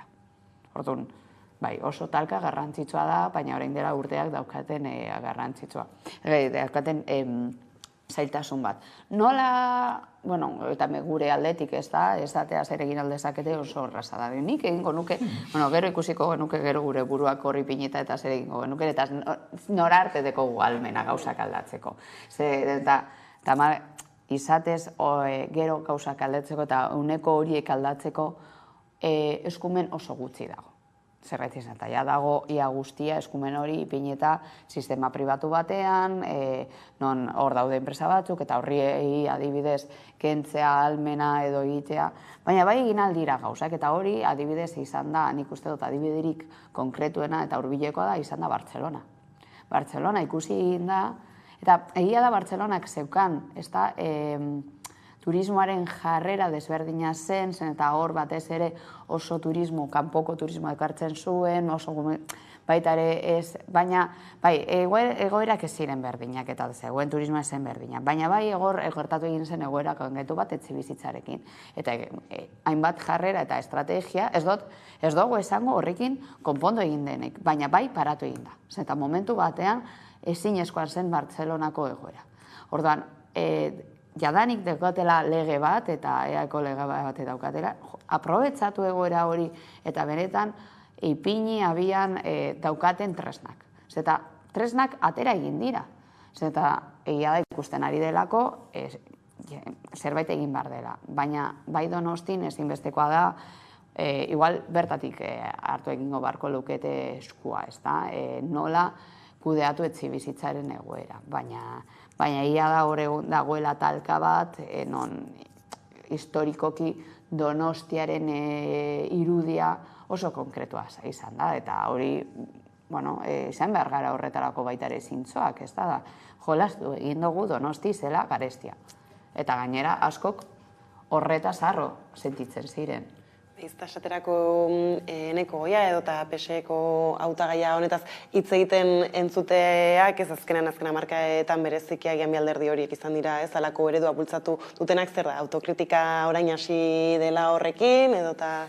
Nik pentsatzen duena da ez dutela egiten, ez dakit autokritika dela gehiago marketing kanpaina bat, Donostin orain daude plan orokorra berraztertzen eta egin martzien etxeitza publikoak ez dira egin dira bakarrik pribatuak, orduan, ez dira garatu, parke publiko hori ez da garatu, ez da egon borondatea hori garatzeko. Turismoarekin da berdina, Bilbora ekarrita, batzuk egon dela ja aspaldi salatzen turismo eredu hau, esan ez, turismo honek ekartzen diguna da lan baldintza prekarioak, jendea botatzea, euren auzoetatik, garestetxea etxebizitza, eta behin dela urte batzuk esaten zuten, ez que zara turismofobiko bat zara. Bueno, orain zen turismofobia. Orain Bilbon, jendeare konturatu dela, hortara doala gure ekonomia, jendeak esaten du. Ezin duguna dena jarri zesta bakarrean, ez? Osea, eventoak, turismo eta horrelak, eta jota dago esaten, zendik ez dut egiten turismo aldeko apostu bat, eta mundu guztiak esaten du, nahiko agerikoa da, pasatzen zairitik, eta da turismoa da ekonomia bakarra, eta horrek ekartzen duen kalteak gu peretzen ditugu. Orduan uste dut, ez dik esan duguna, elikatzen dutela mostro bat, eta ja, dagoenean mostro hor bizirik esaten dugu guztiok. Mostroa dago, eta mostroa dago guztiaren kontra, ziur nahiz ere EAJ-ko seme-alabek ere bai utzi beharko dute euren auzoak, baina mostroa hor dago, eta gero mostroa ez badugu hasieratik mosten, gure kontra etorriko da. Esaten diaten ez hemen utzi behar dugu solasaldia, eskerrik asko bioi gaur gurekin izatearren. Hurrengo astean dagoeneko emaitzei begira jarri beharko gara. Beraz, horien zain, horixe, laster gara bueltan eguneko albistekin.